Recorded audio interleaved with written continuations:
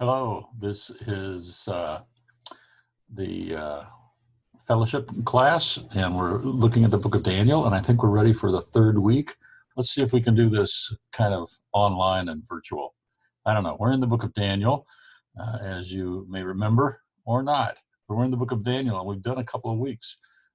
Remember that we did chapter 1. We talked about seed youths and water. They just need seeds and water because we're going to grow a new thing. We've made a new planting in Babylon in the exile. So the youths who refuse to eat the food are probably not refusing because of kosher reasons. They're asking instead for seeds. Give us seeds, even though most translations say give us vegetables. It's an unusual word for vegetables. It's actually more properly seeds. So they just want seeds and water. Interesting. Chapter 2, then, last time, a couple of weeks ago actually now, we looked at the statue in Nebuchadnezzar's dream, and then also noted that chapter 2 begins the Aramaic section. This is the language of the nations. It's about the future of the nations. It's the kingdom of heaven. Then comes and strikes the feet of this empire statue, and the kingdom of heaven will soon be at hand. And then Kid Daniel is set over the province of Babylon, while Jerusalem is still standing. We look at the timeline here in a minute. We'll see some interesting things there. Today, then, I hope in this 40 minutes, we'll get to look at chapter 3 and talk about the Shadrach, Meshach, and Abednego in the fiery furnace. Here is our great timeline. We've looked at things some. We looked at chapter 2, which has the 4 kingdoms and the statue. Today we're going to look at the idol and the furnace, and we're still only about 5 years into, if you look at that fourth column there, we're only about 5 years into the exile, the wave 1 of the exile. Daniel and the younger men were captured and taken to Babylon in 605. Nebuchadnezzar had his dream in 603. That's been 2 or 3 years now. And now there's another incident, and it's about 600 BC. So we still have, and Jerusalem is still standing. We haven't had even the second wave of exiles taken yet. And of course, Nebuchadnezzar is still living. So we're in the early days of the exile. Daniel and his friends have gone through the university and gotten their jobs and seem to be on top of things now. So here's the chapter, and it's got an interesting kind of organization to it, and I try to show that in this organization on the slide. It says, King Nebuchadnezzar made an image of gold whose height was 60 cubits, its breadth 6 cubits. He set it up in the plain of Dura in the province of Babylon. Then King Nebuchadnezzar sent to gather, and the satraps, the prefects, the governors, the counselors, the treasurers, the justices, the magistrates, and all the officials of the provinces, to come to the dedication of the image that King Nebuchadnezzar had set up. Then the satraps, the prefects, the governors, the counselors, the treasurers, the justices, the magistrates, and all the officials of the provinces gathered for the dedication of the image that King Nebuchadnezzar had set up. And they stood before the image that King Nebuchadnezzar had set up, and the herald proclaimed aloud, "You are commanded, O peoples, nations, and languages, that when you hear the sound of the horn, the pipe, the lyre, the trigon, the harp, the bagpipe, and every kind of music, you are to fall down and worship the golden image that King Nebuchadnezzar had set up. And whoever does not fall down and worship shall immediately be cast into the burning fiery furnace. Therefore, as soon as all the peoples heard the sound of the horn, the pipe, the lyre, the trigon, the harp, the bagpipe, and every kind of music, all the peoples, nations, and languages fell down and worshiped the golden image that the king had set up." So look at the repetitions and the echoes and the duplication of the language here. It's a very formal, very carefully crafted kind of language. The plain of Dura may also be translated as the plain of the wall or the walled plain. It's not easy to put that pin on the map. Where is the plain of Dura? It doesn't get mentioned anywhere else. We don't know about it as a location. So it could just be a walled plain, and that then suggests that it could be a temple zone, a temple complex, a sacred campus of some sort. The worship that's demanded in this story is clearly demanding a religious loyalty. And so a walled plain, or a plain of the wall, makes some sense. This is Nebuchadnezzar's empire. It's going to be Nebuchadnezzar's religion. That seems to be the point of the test in the story. And then this setting up and falling down. Please remember to notice that see how those terms are repeated, both in this chapter and in the rest of the books. The question is, who has the authority to set up kings and kingdoms and worship? Nebuchadnezzar at the top of the empire, he believes that he himself has the power to establish worship and loyalty. He made an image of gold. He set it up. It's the image that the king had set up. It's the image that the king has set up. And then everyone is supposed to fall down before the image that he had set up. So that falling down and setting up language is, don't miss that.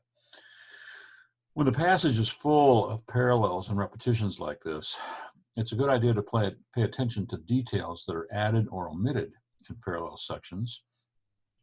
And notice that it is after the music plays that the image is described as a golden image.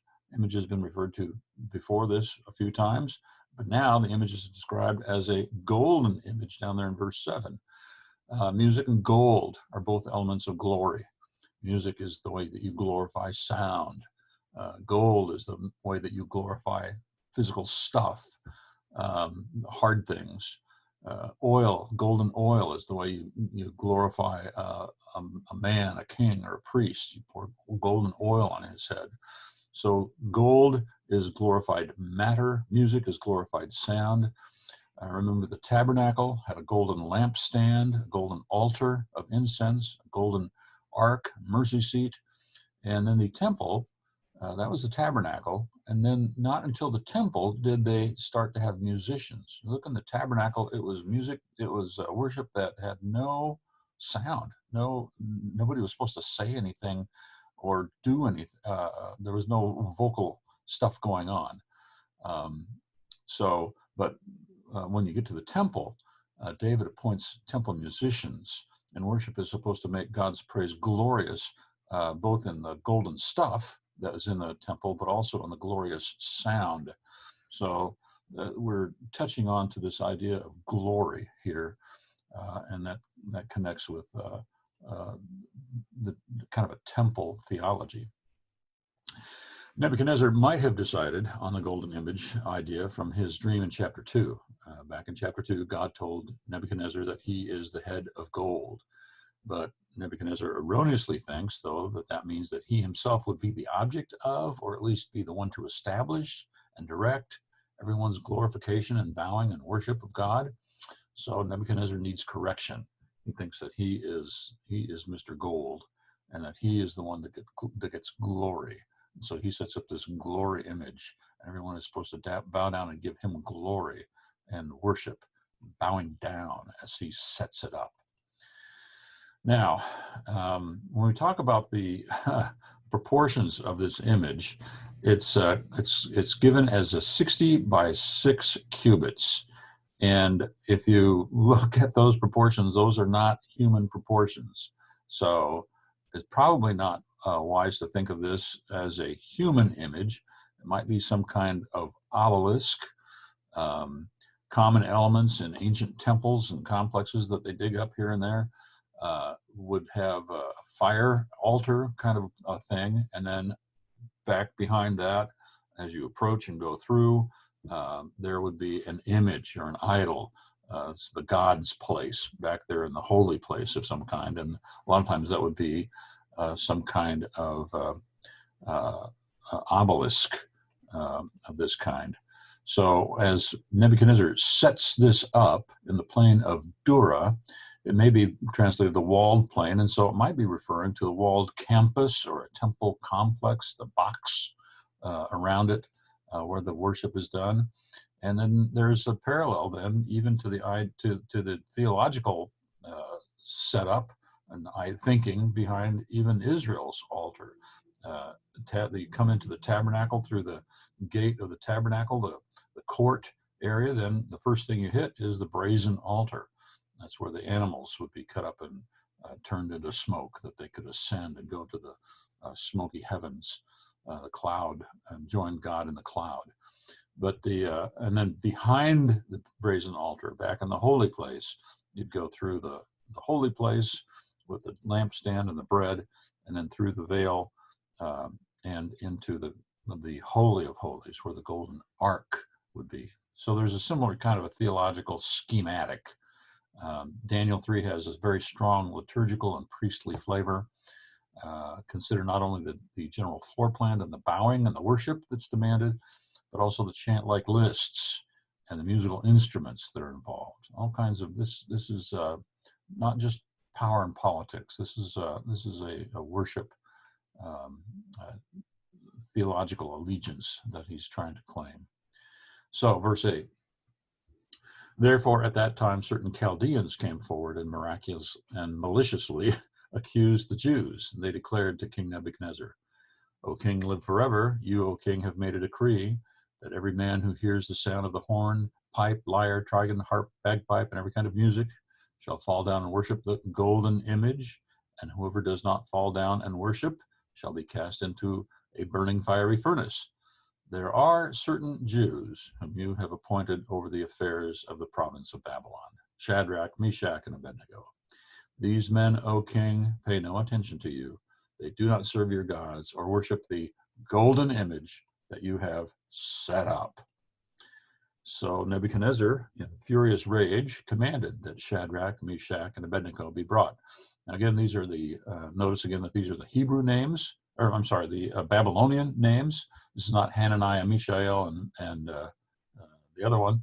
It's Shadrach, Meshach, and Abednego, and they're using the empire names, their Babylonian names. And this is a test of Babylonian functionality. If you're an officer, if you are part of their system, then you need to show this kind of allegiance and obedience. So they brought these men before the king. Verse 14.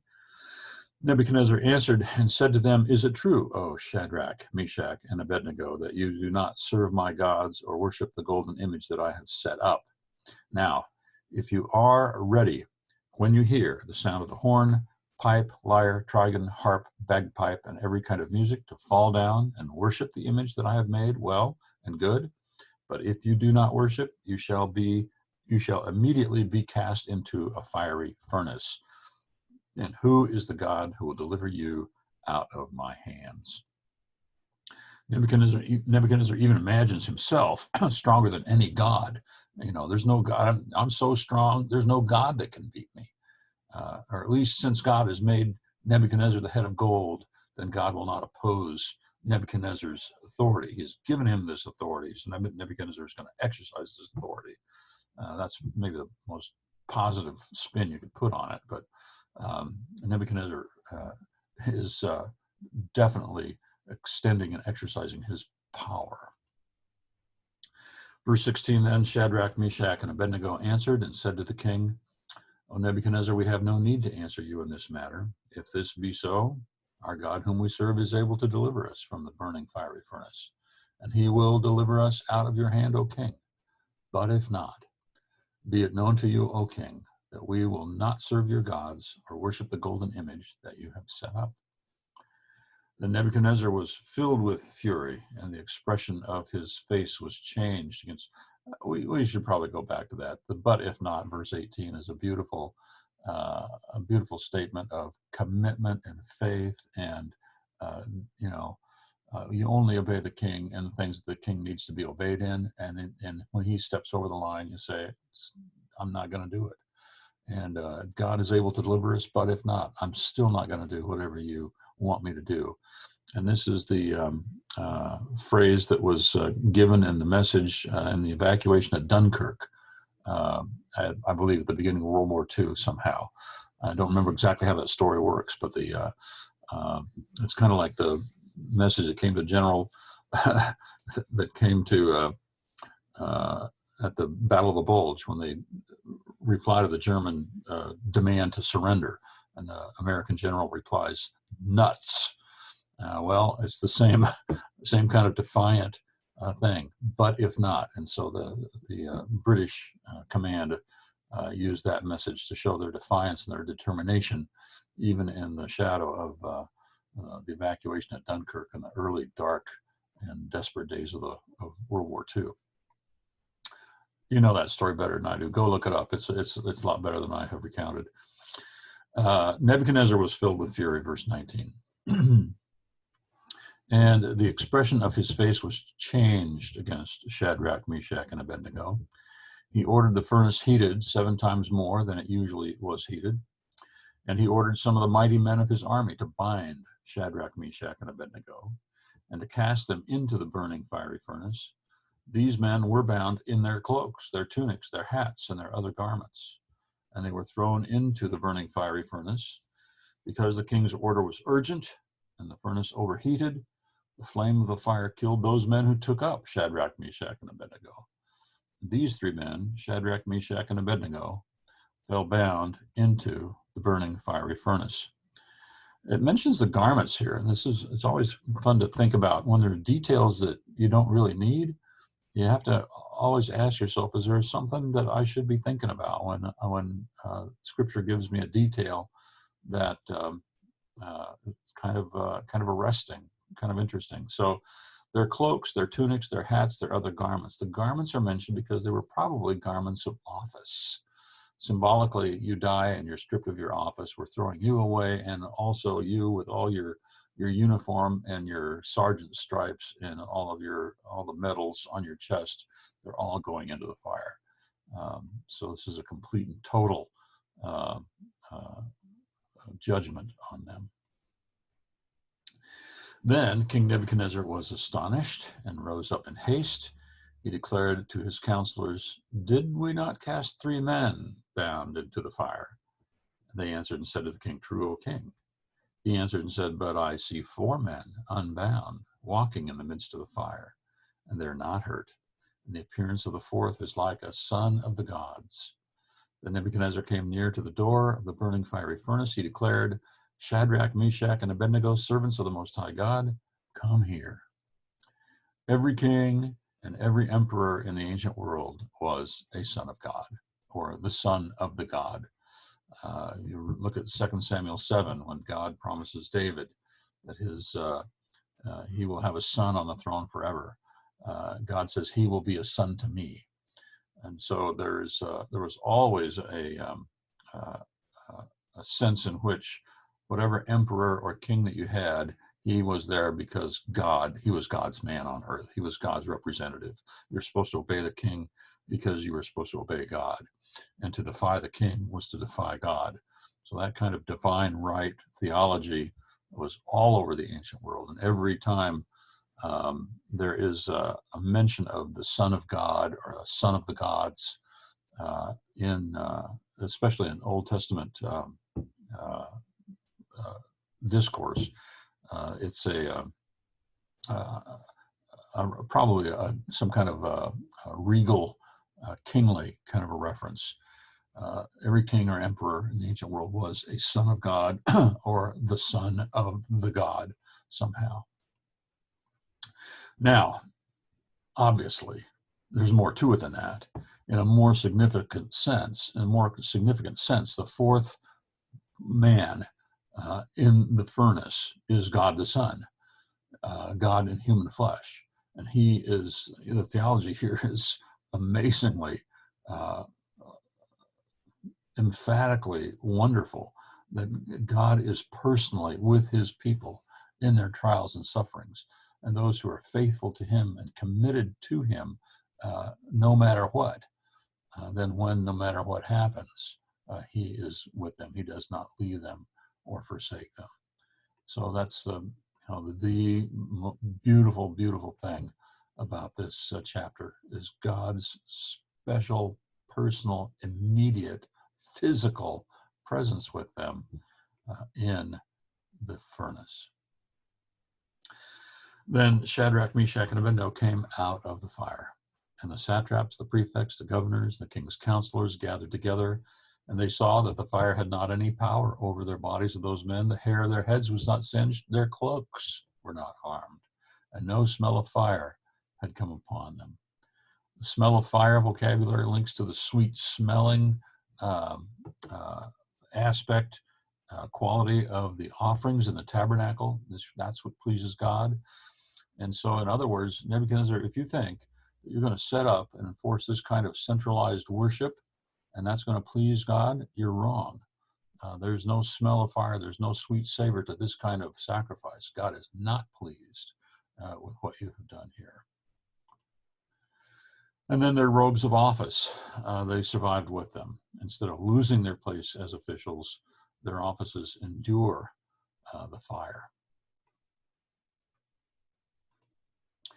The officials, acting in what amounted to a priestly way, those who came to throw them into the fire, those were consumed.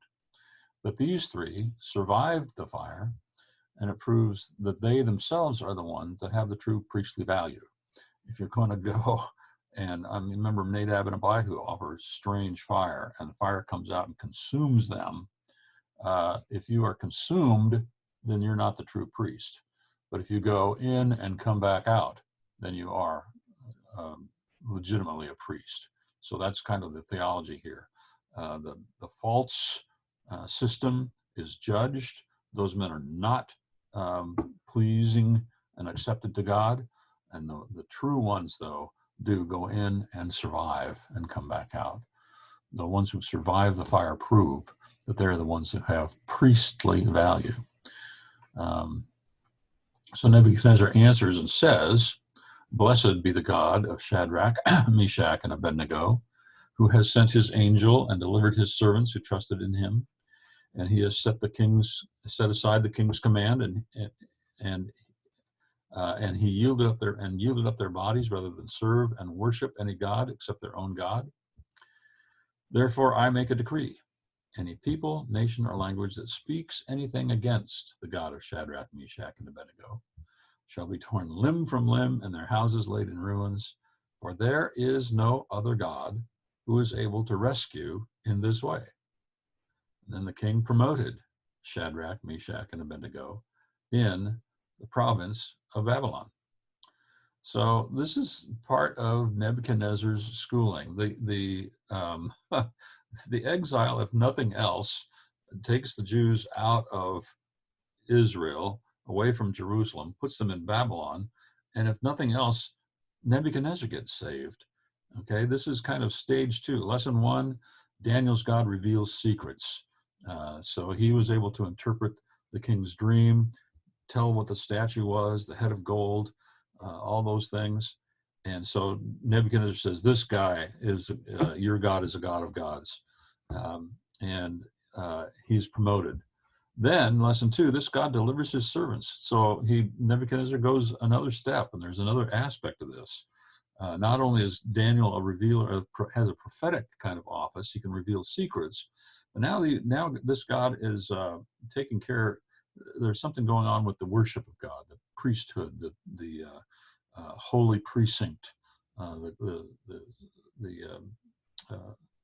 sacred campus that is involved here. So Nebuchadnezzar gets a greater understanding.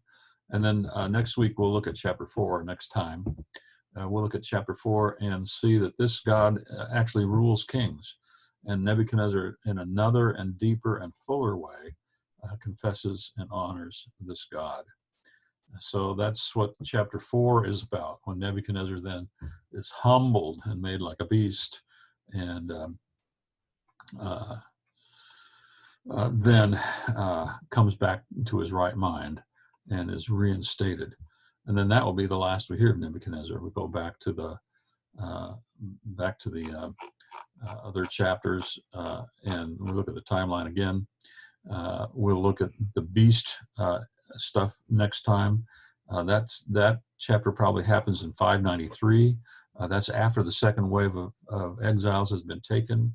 It's before, though, that Jerusalem has been destroyed, and it's still while Daniel is in high favor and has high responsibility. We talked a little bit last time about how why Daniel isn't in this story. It's only Shadrach, Meshach, and Abednego who go into the furnace. Where's Daniel? And at the end of chapter 2, you remember that it said, Shadrach, Meshach, and Abednego were appointed, but Daniel was set over the province of Babylon. And so there may be a physical reason that Daniel is not here. He seems to be elsewhere. So don't let that worry or bother you. I think that kind of touches the bases that I wanted to touch in this lesson. So that's chapter 3. If this works, then we'll try to do a chapter 4 and see if we can continue with remote learning. What about that? Okay. See you next time.